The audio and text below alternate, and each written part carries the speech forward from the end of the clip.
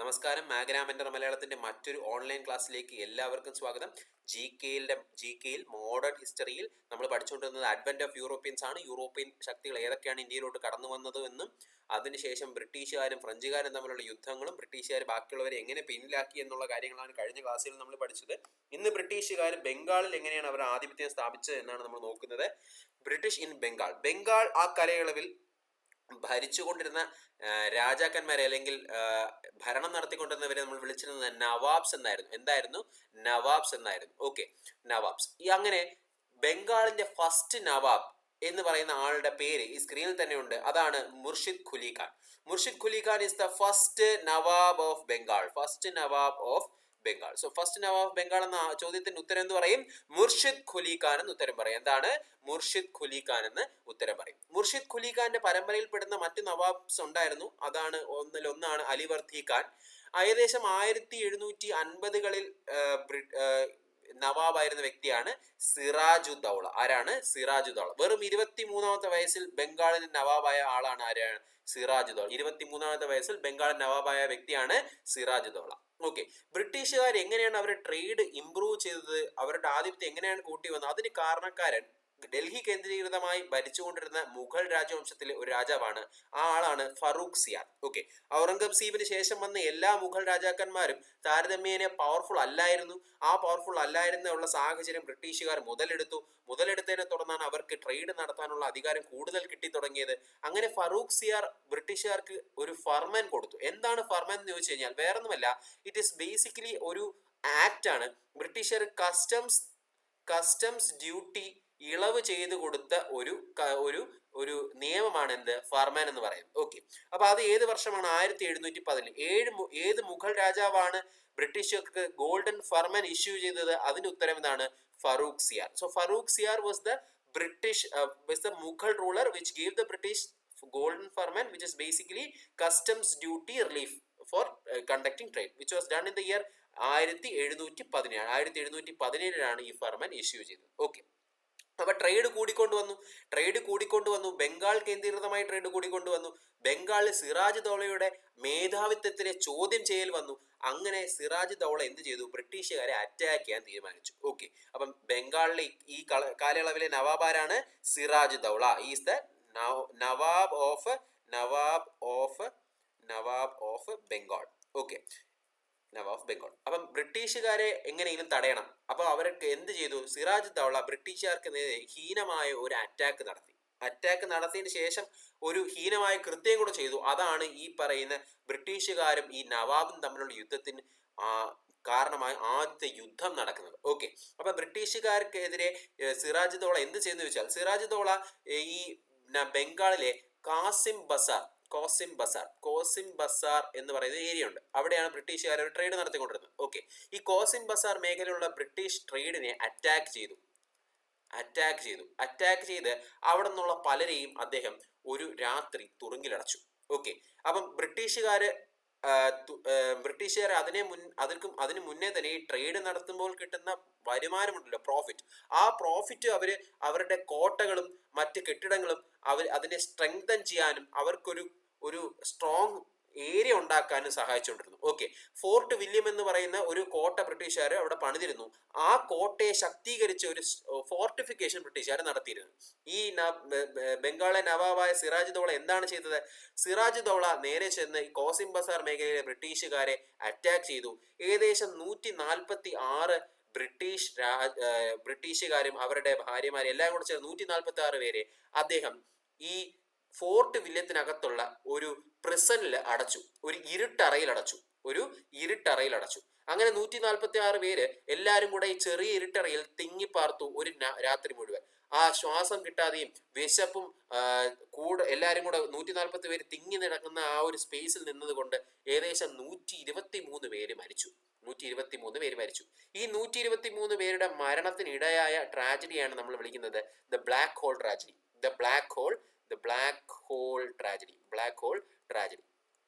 Okay, അപ്പൊ ഈ black hole ട്രാജഡിയാണ് പിൽക്കാലത്ത് ബ്രിട്ടീഷുകാരും അതുപോലെ തന്നെ ബംഗാളിലെ നവാബും ഉണ്ടായ ആദ്യത്തെ യുദ്ധത്തിന് കാരണം. ഓക്കെ, അപ്പൊ ഈ ബ്ലാക്ക് ഹോൾ ട്രാജഡി നടന്ന വർഷം പഠിക്കണം.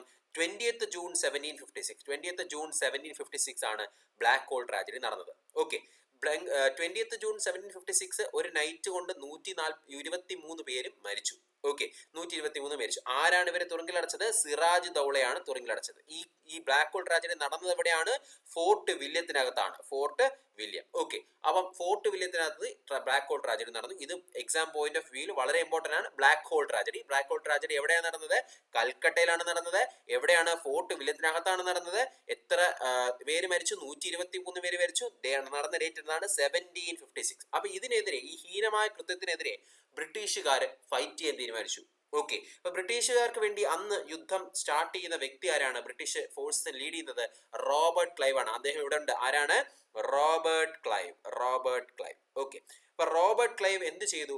റോബർട്ട് ക്ലൈവ് ഒരു സിറാജ് ദൗളയ്ക്ക് എതിരെ തിരിഞ്ഞു. അങ്ങനെ നടന്ന യുദ്ധമാണ് നമ്മൾ ഇവിടെ കാണുന്നത് ബാറ്റിൽ ഓഫ് പ്ലാസി. ഏത് വർഷമാണ് നടന്നത്? 1757 നടന്നത്. ബാറ്റിൽ ഓഫ് പ്ലാസി ഏത് വർഷമാണ് നടന്നത്? 1757 നടന്നത്. ഓക്കെ, സോ ബാറ്റിൽ ഓഫ് പ്ലാസിൽ ആരുമായിട്ട് ഫൈറ്റ് ചെയ്തു? Robert Clive versus Siraj Daula. Okay, Siraj ദൗളയും റോബർട്ട് ക്ലൈവും യുദ്ധത്തിൽ പങ്കെടുത്തു, ഫൈറ്റ് ചെയ്തു. ഓക്കെ, അപ്പം ബ്രിട്ടീഷുകാരെ ജയിച്ചു. ബ്രിട്ടീഷ് നേതൃത്വം കൊടുത്ത റോബർട്ട് ക്ലൈവ് ജയിച്ചു. എങ്ങനെ ജയിച്ചേ? നമ്മുടെ സിറാജ് ദൗള എന്ന് പറയുന്ന നവാബ് ഓഫ് ബംഗാളിന് ഒരു ആർമി കമാൻഡർ ഉണ്ടായിരുന്നു. ആ ആർമി കമാൻഡറാണ് ഇവിടെ കാണിച്ചിരിക്കുന്നത്, മിർ ജാഫർ. ആരാണ്? മിർ ജാഫർ. സോ മിർ ജാഫർ എന്ന് പറയുന്ന ആർമി കമാൻഡർ, അദ്ദേഹം സിറാജ് ദൗളയ്ക്ക് എതിരെ യുദ്ധം ചെയ്തു. ബാറ്റിലിൽ ബ്രിട്ടീഷുകാരെ സഹായിക്കുന്ന വിധത്തിൽ, സിറാജ് ദൗളയെ വഞ്ചിക്കുന്ന രീതിയിൽ ഫൈറ്റ് ചെയ്തു. അങ്ങനെ ഫൈറ്റിനെ തുടർന്ന് മിർ ജാഫർ ഡിഫെക്ഷനിലൂടെ ബ്രിട്ടീഷുകാരെ സഹായിക്കുകയും സിറാജ് ദൗളയെ പരാജയപ്പെടുത്തുകയും ചെയ്തു. സിറാജ് ദൗള ആ ബാറ്റിൽ കൊല്ലപ്പെട്ടു. Siraj Daula killed and Robert Clive won. Okay, so best battle ഏതാണ്? Battle of Plassey. വളരെ ഇമ്പോർട്ടന്റ് ആയ ബാറ്റാണ് battle of Plassey. Was between Robert Clive and Siraj Daula. Robert ക്ലൈവും സിറാജ് ദൗളയും തമ്മിലുള്ള യുദ്ധത്തിൽ ആര് ജയിച്ചു? റോബർട്ട് ക്ലൈവ് ജയിച്ചു, സിറാജ് ദൗള തോറ്റു. എങ്ങനെയാണ് തോറ്റത്? സിറാജ് ദൗളയുടെ ആർമി കമാൻഡറായ മിർ ജാഫർ സിറാജ് ദൗളയ്ക്കെതിരെ ബ്രിട്ടീഷുകാർക്ക് സപ്പോർട്ടായിട്ട് യുദ്ധം ചെയ്തു, അങ്ങനെ തോറ്റു.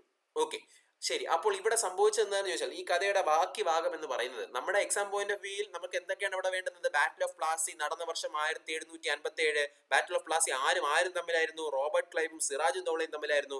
റോബർട്ട് ക്ലൈവ് ജയിച്ചു, സിറാജ് ദൗള തോറ്റു. സിറാജ് ദൗളയുടെ ആർമി കമാൻഡർ ആരായിരുന്നു? മിർ ജാഫർ. ഇത്രയും പോയിന്റുകളാണ് നമ്മുടെ എക്സാം പോയിന്റ് ഓഫ് വ്യൂയിൽ ആവശ്യമുള്ളത്. ഓക്കെ, ഇനി കഥ തുടരുകയാണ്. മിർ ജാഫറിനെ ഈ ബ്രിട്ടീഷുകാര് ബംഗാളിലെ നവാബായിട്ട് പ്രഖ്യാപിച്ചു. ബംഗാളിനെ നവാബായിട്ട് ആരെ പ്രഖ്യാപിച്ചു? മിർ ജാഫറിനെ പ്രഖ്യാപിച്ചു. ഓക്കെ, പക്ഷെ ബ്രിട്ടീഷുകാരുടെ ആഗ്രഹത്തിന് വിപരീതമായി മിർ ജാഫറും എന്ത് ചെയ്യാൻ തുടങ്ങി? മിർ ജാഫറും ബ്രിട്ടീഷുകാർക്കെതിരെ തിരിയാൻ തുടങ്ങി. ഓക്കെ, മിർ ജാഫർ ബ്രിട്ടീഷുകാർക്കെതിരെ തിരിയാൻ തുടങ്ങിയ മിർ ജാഫറിനെയും ഈ പറയുന്ന പൊസിഷനിൽ നിന്ന് ബ്രിട്ടീഷുകാർ പുറത്താക്കി. ഓക്കെ, ബ്രിട്ടീഷുകാർ പുറത്താക്കിയിട്ട് അവിടെ ആരെ നിയമിച്ചു എന്ന് ചോദിച്ചാൽ മിർ ഖാസിമിനെ നിയമിച്ചു. അടുത്ത ഒരു Nawab, new Nawab of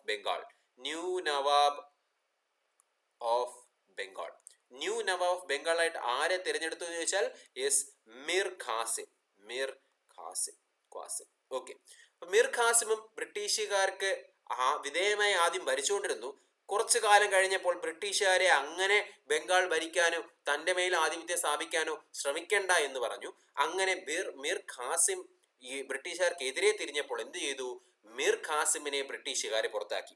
Mir Qasem ബംഗാളിലെ നവാബ് സ്ഥാനത്ത് നിന്ന് ബ്രിട്ടീഷുകാർ പുറത്താക്കി. മിർ ഖാസിം ബംഗാൾ വിട്ടുപോയി. നേരെ ചെന്നത് ഷിജാവ് ദൗള എന്ന് പറയുന്ന അവധിലെ നവാബിന്റെ അടുത്താണ്. എവിടെയാണ് ചെന്നത്? അവധിന്റെ നവാബായ ഷിജാവ് ദൗള ഇവിടെ ഉണ്ട്. ഓക്കെ, അപ്പൊ ഷിജാവ് ദൗള എന്ന് പറയുന്ന അവധിന്റെ നവാബിന്റെ അടുത്ത് അദ്ദേഹം ചെന്നിട്ട് പറഞ്ഞു, നമുക്ക് ബ്രിട്ടീഷുകാരെ പരാജയപ്പെടുത്തണം. ഓക്കെ, അതിന് ഈ പറയുന്ന ഫോഴ്സസ് മതിയാവില്ല. നമുക്ക് മുഗൾ രാജവംശം അന്ന് ഭരിച്ചുകൊണ്ടിരുന്ന ഷാ ആലം 2 കൂടെ കൂട്ടുപിടിക്കണം. ഓക്കെ, അങ്ങനെ 3 പേർ വീണ്ടും ചേരുന്നു. ആരൊക്കെയാണ് ചേരുന്നത്? മിർ ഖാസിം, ഷിജാഉദ്ദൗള, ഷാ ആലം 2. ആരൊക്കെയാണ്?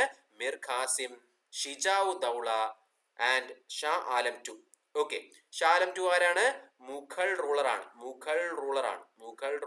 ഓക്കെ, സോ മുഗൾ റൂളറായ Shah Alam 2, അവധിന്റെ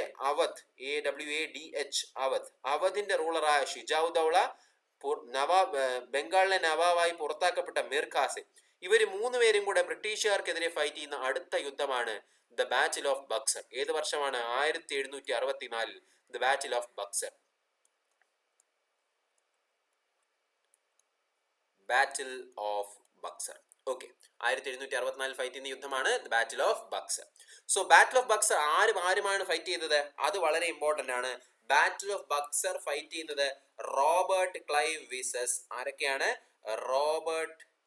Robert Clive versus combined forces of Mir Qasim, Shujauddaula and Shah Alam 2.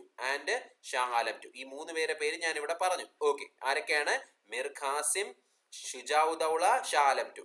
ഞാൻ പറഞ്ഞു ഷിജാഉദ്ദൗള ആരാണ്? അവധിന്റെ അവധിന്റെ നവാബാണ്. ഷാ ആലം 2 ആരാണ്? മുഗൾ ചക്രവർത്തിയാണ്, മുഗൾ റൂളറാണ്. ഇവര് 3 പേരുമാണ് റോബർട്ട് ക്ലൈവിനെതിരെ യുദ്ധം ചെയ്യുന്നത്. റോബർട്ട് ക്ലൈവിനെതിരെ യുദ്ധം ചെയ്തതിൽ അവർ ജയിച്ചോ? ഇല്ല.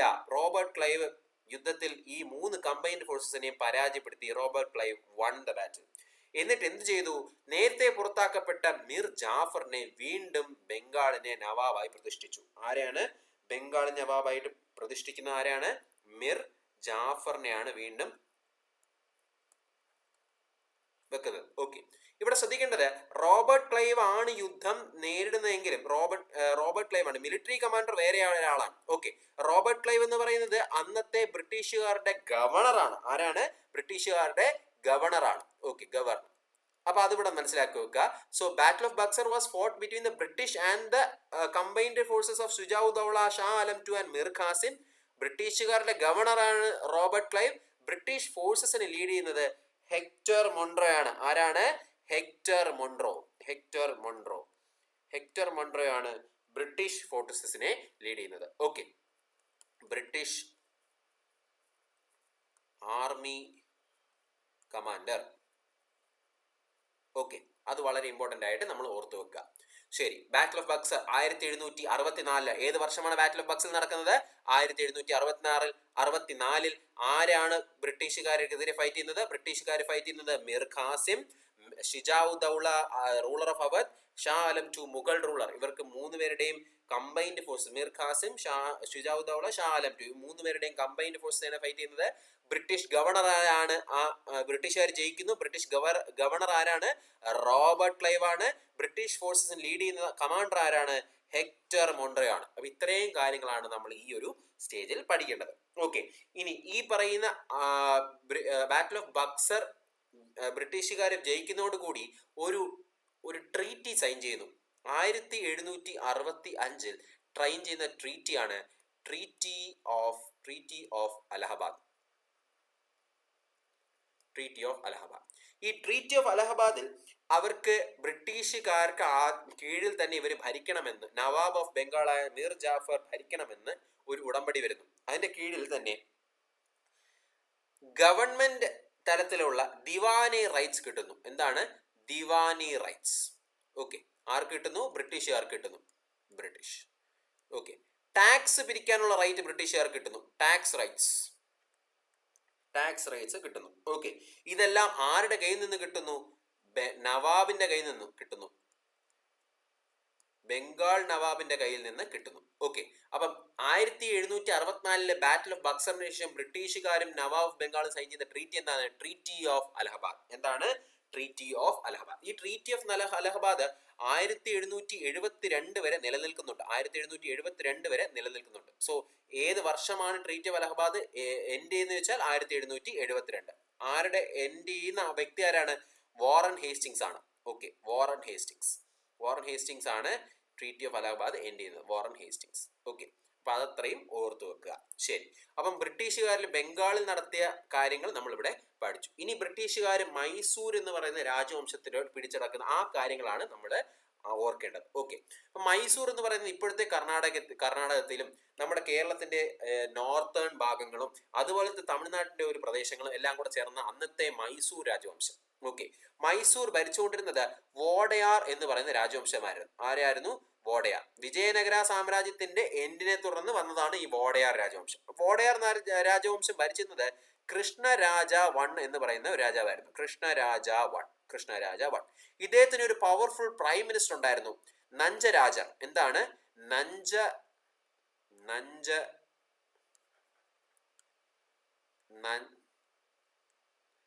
നഞ്ചരാജർ. ഓക്കെ, നഞ്ചരാജർ എന്ന് പറയുന്ന ഒരു പവർഫുൾ പ്രൈം മിനിസ്റ്റർ ഉണ്ടായിരുന്നു, നഞ്ചരാജർ. ഓക്കെ, അപ്പം ഇവിടെ നമുക്ക് പഠിക്കേണ്ട മറ്റൊരു പേരാണ് ഹൈദർ അലി. ആരാണ്? ഹൈദർ അലി. ഇവിടെ ഉണ്ട് ഹൈദർ അലിയുടെ ഒരു പിക്ചർ ഇവിടെ കൊടുത്തിട്ടുണ്ട്. ഹൈദർ അലി ഇവിടെ ഉണ്ട്. ഓക്കെ, ഇതാണ് ഹൈദർ അലി. അപ്പൊ ഹൈദർ അലി എന്ന് പറയുന്നത് ആക്ച്വലി വോഡയർ രാജവംശത്തിന്റെ ഒരു ആർമിയിൽ ഉണ്ടായിരുന്ന ഒരു ഫൗജ്ദാർ അല്ലെങ്കിൽ ഒരു മിലിറ്ററി കമാൻഡർ മാത്രമായിരുന്നു. ഓക്കെ, വോഡയർ രാജവംശത്തിന്റെ ഒരു ആർമിയിൽ ഉണ്ടായിരുന്ന ഒരു മിലിറ്ററി കമാൻഡർ മാത്രമായിരുന്നു ആര്? ഹൈദർ അലി എന്ന് പറയുന്നത്. ഓക്കെ, ഹൈദർ അലിയുടെ സ്പെല്ലിംഗ് ഒരു കുറച്ചുകൂടെ വ്യക്തതയിൽ ഇടുക ഞാൻ. ഹൈദർ അലി. ഓക്കെ, അപ്പം ഹൈദർ അലി ആരായിരുന്നു? മൈസൂർ കേന്ദ്രീകൃതമായി ഭരിച്ചുവിടുന്ന വോഡയാർ രാജവംശത്തിന്റെ ഒരു മിലിറ്ററിയിൽ ഒരു കമാൻഡർ മാത്രമായിരുന്നു ഹൈദർ അലി. പിൽക്കാലത്ത് അദ്ദേഹം എന്ത് ചെയ്യുന്നു ചോദിച്ചു കഴിഞ്ഞാൽ, അല്ലെങ്കിൽ കർണാട്ടിക് ഭൂപ്രദേശങ്ങളിലൊക്കെ പിടിച്ചടക്കുന്നതിന്റെ ഭാഗമായി ദിണ്ടുഗലിൽ പോയി അവിടെ ഒരു മിലിറ്ററിയൊക്കെ സെറ്റപ്പ് ചെയ്ത് ഒരു വലിയ രീതിയിലുള്ള ഒരു ഫങ്ഷണൽ മിലിറ്ററിയുമായിട്ട് അദ്ദേഹം മൈസൂരൊക്കെ കീഴടക്കുന്നുണ്ട്. അത് എങ്ങനെയാണെന്ന് ചോദിച്ചു കഴിഞ്ഞാൽ, ഹൈദർ അലി ചെന്ന് സ്വന്തമായിട്ടൊരു മിലിറ്ററിയൊക്കെ സെറ്റപ്പ് ചെയ്തു. എങ്ങനെ സെറ്റപ്പ് ചെയ്തു? ഫ്രഞ്ചുകാരുടെ ഒരു ഹെൽപ്പോട് കൂടി, വിത്ത് ദ ഹെൽപ്പ് ഓഫ് ഫ്രഞ്ചുകാരുടെ ഹെൽപ്പോട് കൂടി അവരൊരു ആർമിയൊക്കെ സെറ്റപ്പ് ചെയ്ത് കൃഷ്ണരാജ വൺ എന്ന് പറയുന്ന രാജാവിന്റെ ഭരണം നടത്തിക്കൊണ്ടുവന്ന പ്രൈം മിനിസ്റ്ററായ നഞ്ചരാജറിനെ പുറത്താക്കുന്നു. ഓക്കെ, സോ നഞ്ചരാജറിനെ പുറത്താക്കി ഹൈദർ അലി ഇവിടെ മൈസൂരിന്റെ കിങ് ആയിട്ട് മാറുന്നു. മൈസൂരിന്റെ കിങ് ആയിട്ട് മാറുന്നു. പക്ഷേ ഹൈദർ അലി ഒരിക്കലും കൃഷ്ണരാജ വൺ എന്ന് പറയുന്ന രാജാവിനെ ഒരിക്കലും തള്ളി പറഞ്ഞിരുന്നില്ല. ഓക്കെ, സോ മൈസൂരിന്റെ കിങ് ആയിട്ട് ഹൈദർ അലി മാറുന്നു. അപ്പം ഇനി നടക്കുന്ന യുദ്ധം എവിടെയാണെന്ന് ചോദിച്ചാൽ നമ്മുടെ മൈസൂർ കേന്ദ്രീകൃതമായി ബ്രിട്ടീഷുകാരുമായിട്ട് എതിരെ നടക്കുന്ന യുദ്ധങ്ങളാണ്. ഓക്കെ, അപ്പം ആദ്യത്തെ മൈസൂർ യുദ്ധത്തിന് വിളിക്കുന്ന പേരാണ്, ബ്രിട്ടീഷുകാരും തമ്മിൽ മൈസൂർ രാജവംശം നടക്കുന്ന യുദ്ധത്തിന്റെ പേരാണ് ഫസ്റ്റ് ആംഗ്ലോ മൈസൂർ വാർ. ഓക്കെ, ഫസ്റ്റ് ആംഗ്ലോ മൈസൂർ വാർ നടക്കുന്നത് 1767-69 1767-1769 ആ ഒരു സമയത്താണ്. 1767-1769 സമയത്താണ്. ഓക്കെ, ഫസ്റ്റ് ആംഗ്ലോ മൈസൂർ വാർ. ഈ മൈസൂർ വാറിൽ ഹൈദർ അലി വിൻ ചെയ്തു. ഹൈദർ അലി ഫ്രഞ്ചുകാരുമായിട്ട് ഇൻക്ലൈൻഡ് ആണ് എന്ന് ഞാൻ പറഞ്ഞില്ലേ, ഫ്രഞ്ചുകാരുമായിട്ട് ഇൻക്ലൈൻഡ് ആണ് ഹൈദർ അലി. ഓക്കെ, ഈ പറയുന്ന യുദ്ധം ജയിച്ചതിനെ തുടർന്ന്, ഈ ഫസ്റ്റ് ആംഗ്ലോ മൈസൂർ വാർ ജയിച്ചതിനെ തുടർന്ന് ബ്രിട്ടീഷുകാരും മൈസൂർ രാജവംശം തമ്മിൽ ഒപ്പിടുന്ന ഒരു കരാറുണ്ട്. അത് വളരെ ഇമ്പോർട്ടന്റ് ആണ്. ആ കരാറിന്റെ പേര് പഠിക്കുക. കരാർ is the treaty of Madras. Okay, Treaty of Madras. So first Anglo-Mysore was fought between 1767-1769, and the treaty that Hyder Ali won, അല്ലെങ്കിൽ Mysore won against the British, and the treaty signed is known as the Treaty of Mysore. ഏകദേശം April മാസമാണ് ഈ treaty sign ചെയ്യുന്നത്. Okay, ഈ treaty പ്രകാരം ബ്രിട്ടീഷുകാർ മൈസൂർ രാജവംശത്തിന്റെ കീഴിലായിരിക്കണം എപ്പോഴും ഉണ്ടാകുന്നത്. അവർ കുറെ ഉടമ്പടികൾ വെച്ചു. ആ ഉടമ്പടി കുറെ പോയിന്റുകൾ ഈ ട്രീറ്റിയിൽ വെച്ചു. എന്തൊക്കെയാണ് പോയിന്റുകൾ എന്ന് ചോദിച്ചു കഴിഞ്ഞാൽ, ബ്രിട്ടീഷുകാരുടെ സൈന്യം മൈസൂർ രാജവംശത്തിനെ ഹെൽപ്പ് ചെയ്യണം പല ഘട്ടങ്ങളിലും. അതുപോലെ തന്നെ ടാക്സ് കളക്ഷനും ട്രേഡ് നടത്തുന്നതിന് ഒരുപാട് റെസ്ട്രിക്ഷൻസ് കൊണ്ടുവന്നു. പക്ഷേ 1771 ഓക്കെ, മൈസൂർ രാജവംശം മറാത്താസുമായിട്ട് ഫൈറ്റ് ചെയ്യേണ്ടി വന്നു. ഓക്കെ, മൈസൂർ മറാത്ത വാർ നടന്നു. ഈ മൈസൂർ മറാത്ത വാറിൽ ബ്രിട്ടീഷുകാര് പറഞ്ഞതുപോലെ, ഈ ട്രീറ്റി ഓഫ് മദ്രാസിൽ പറഞ്ഞതുപോലെ മൈസൂരിനെ സഹായിച്ചില്ല. അതിനെ തുടർന്നാണ് രണ്ടാം ആംഗ്ലോ മൈസൂർ വാർ ഉണ്ടാവുന്നത്. ഓക്കെ, സെക്കൻഡ് ആംഗ്ലോ മൈസൂർ വാർ എന്ന് പറയുന്നത് 1780-84 ഇടയിലാണ്. 1780-84 ഓക്കെ. അപ്പം ഈ ഒരു മൈസൂർ വാറിൽ എന്ത് സംഭവിച്ചു കഴിഞ്ഞാൽ 1780 യുദ്ധം ആരംഭിക്കുന്നു. ആരുമായിട്ട്? ഹൈദരലിയുമായിട്ടാണ് ആദ്യം യുദ്ധം ആരംഭിക്കുന്നത്. ഹൈദരലിയുമായിട്ടാണ് ആദ്യം യുദ്ധം തുടങ്ങുന്നത്. പക്ഷേ 1782 ഹൈദരലി ക്യാൻസർ കാരണം മരിക്കുന്നു. ക്യാൻസർ കാരണം ഡെഡ് ആവുന്നു. ഓക്കെ, 1782 ക്യാൻസർ കാരണം ഹൈദരലി മരിക്കുന്നത്. അതിനെ തുടർന്ന് ഹൈദരലിയുടെ സൺ ടിപ്പു സുൽത്താൻ അധികാരത്തിൽ കയറുന്നു. ഓക്കെ, അപ്പൊ ടിപ്പു സുൽത്താൻ അധികാരത്തിൽ കയറുന്നു. ടിപ്പു സുൽത്താന്റെ ശരിക്കുള്ള പേര് ഹഫ്തക് അലി ഖാൻ എന്നായിരുന്നു. ഓക്കെ, അപ്പം ടിപ്പു സുൽത്താൻ അധികാരത്തിൽ കയറുന്നു. ബ്രിട്ടീഷുകാരുമായിട്ട് ഫൈറ്റ് ചെയ്യുന്നു. പക്ഷേ ഈ ഒരു രണ്ട് സൈഡിനും ഈക്വൽ ആയിട്ടുള്ള ഡാമേജസ് ഉണ്ടാവുന്നു. അതിനെ തുടർന്ന് ഈ രണ്ടാം ആംഗ്ലോ മൈസൂർ വാർ അവസാനിപ്പിക്കുന്നു. രണ്ടാം ആംഗ്ലോ മൈസൂർ വാർ അവസാനിപ്പിക്കുന്നതിനെ തുടർന്ന് അവർ തമ്മിൽ ബ്രിട്ടീഷുകാരും അതുപോലെ തന്നെ നമ്മുടെ മൈസൂർ രാജവംശം ടിപ്പു സുൽത്താനുമായി ഉണ്ടാക്കിയ ഒരു ഉടമ്പടിയുണ്ട്. The treaty of Mangalore. Okay, അപ്പം 1784 ഈ ട്രീറ്റി സൈൻ ചെയ്തത്. 1784. അപ്പൊ അതും ഓർത്തിരിക്കേണ്ട മറ്റൊരു പോയിന്റാണ്. അപ്പൊ നമ്മൾ സെക്കൻഡ് മൈസൂർ വാറിനെ കുറിച്ച് ഒന്നുകൂടെ പറയാം. 1780-84 കാലഘട്ടത്തിലാണ് രണ്ടാം മൈസൂർ വാർ നടക്കുന്നത്. ഹൈദരലി തന്നെയായിരുന്നു ബ്രിട്ടീഷുകാർക്കെതിരെ ആ ഒരു വാർ സ്റ്റാർട്ട് ചെയ്യുന്നത്. 1782 ഹൈദരലി മരിക്കുന്നു. തുടർന്ന് ആര് വരുന്നു? ടിപ്പു സുൽത്താൻ അധികാരത്തിൽ വരുന്നു. ടിപ്പു സുൽത്താൻ ഹൈദരലിയുടെ മകനാണ്.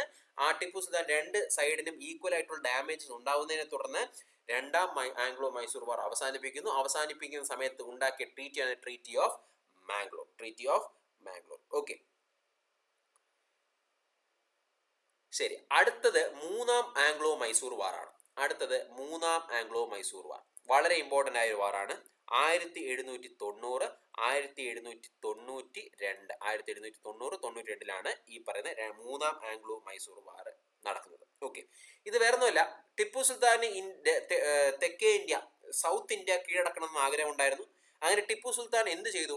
ടിപ്പു സുൽത്താൻ തിരുവിതാംകൂർ അല്ലെങ്കിൽ നമ്മുടെ ട്രാവൻകൂർ അറ്റാക്ക് ചെയ്യാൻ തീരുമാനിച്ചു.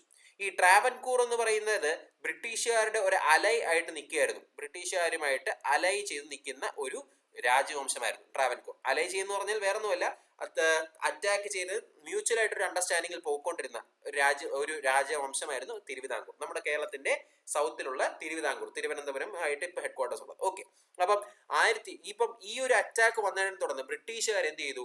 ടിപ്പുവിനെ തിരിച്ച് അറ്റാക്ക് ചെയ്യാൻ തീരുമാനിച്ചു. അങ്ങനെയാണ് മൂന്നാം ആംഗ്ലോ മൈസൂർ വാർ ഉണ്ടാകുന്നത്. നമ്മുടെ എക്സാം പോയിന്റ് ഓഫ് വ്യൂവിൽ പഠിക്കേണ്ടത് 1790-92 മൂന്നാം ആംഗ്ലോ മൈസൂർ വാർ വരുന്നത്.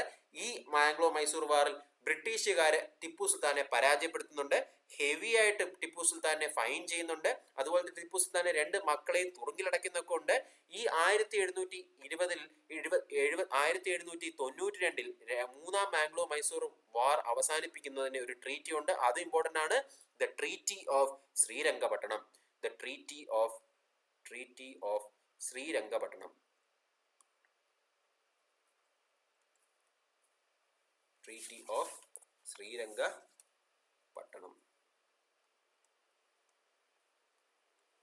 Okay, the treaty of Srirangapatna. അതും ഓർത്തു വെക്കേണ്ട മറ്റൊരു പോയിന്റ് ആണ്. ഓക്കെ, അപ്പം ട്രീറ്റി ഓഫ് ശ്രീരംഗപട്ടണം സൈൻ ചെയ്യുന്നു. യുദ്ധമെല്ലാം അവസാനിപ്പിക്കുന്നു. ഓക്കെ, അടുത്ത നമുക്ക് പോയിന്റിൽ പഠിക്കേണ്ടത് ഫോർത്ത് ആംഗ്ലോ മൈസൂർ വാർ ആണ്. അപ്പൊ ഈ ഫോർത്ത് ആംഗ്ലോ മൈസൂർ വാറിന് മുന്നായിട്ട് നമ്മുടെ ടിപ്പു സുൽത്താൻ ഒരു മരമൊക്കെ നടുന്നുണ്ട്. അത് നമ്മുടെ എക്സാം പോയിന്റ് ഓഫ് വ്യൂവിൽ വളരെ ഇമ്പോർട്ടന്റ് ആണ്. ആ മരത്തിന്റെ പേര് ട്രീ ഓഫ് ലിബർട്ടി. ഓക്കെ, അത് ഓർത്ത് വെച്ചേക്കുക, ട്രീ ഓഫ് ലിബർട്ടി. ശരി, അപ്പം നാലാം ആംഗ്ലോ മൈസൂർ വാർ ബ്രിട്ടീഷുകാരുമായിട്ട് വീണ്ടും തമ്മിലുള്ള പ്രശ്നങ്ങളെ തുടർന്ന് വീണ്ടും ഫൈറ്റ് ചെയ്യുന്ന യുദ്ധമാണ് ഫോർത്ത് ആംഗ്ലോ മൈസൂർ വാർ. നമുക്കിത് ഏത് വർഷമാണ് ഫൈറ്റ് ചെയ്യുന്നത് പഠിക്കണം. 1798, 1799, 1798, 1799 സമയത്താണ് fourth Anglo Mysore war fight ചെയ്യുന്നത്. Okay, fourth Anglo Mysore war fight ചെയ്യുന്നു. ടിപ്പു സുൽത്താനെ ബ്രിട്ടീഷുകാർ കൊല്ലുന്നു. Tipu killed by British.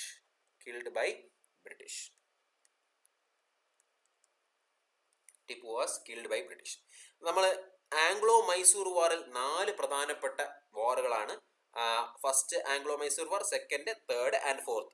Okay, first Anglo Mysore വാറിന് കാരണമായ ഫസ്റ്റ് ആംഗ്ലോ മൈസൂർ വാറിന് ശേഷം ഒപ്പിട്ട ട്രീറ്റി എന്താണ്? Treaty of Madras. രണ്ടാമത്തെ ആംഗ്ലോ മൈസൂർ വാറിന് ശേഷം ഉണ്ടാക്കിയ ട്രീറ്റിയാണ് ട്രീറ്റി ഓഫ് മാംഗ്ലൂർ. മൂന്നാമത്തെ ആംഗ്ലോ മൈസൂർ വാറിന് ശേഷം ഉണ്ടാക്കിയ ട്രീറ്റിയാണ് ട്രീറ്റി ഓഫ് ശ്രീരംഗപട്ടണം. നാലാമത് ടിപ്പു സുൽത്താനെ കൊല്ലുന്നു. ഓക്കെ, അപ്പൊ ടിപ്പുവിനെ നമ്മൾ ടിപ്പു സുൽത്താൻ എന്ന് പറയുന്ന റൂളറിന് നമ്മുടെ വേറൊരു പേര് അറിഞ്ഞിരുന്നു. എന്താണ് അദ്ദേഹത്തിന്റെ പേര്? Tipu Sultan. Tipu Sultan is known as the Mysore tiger.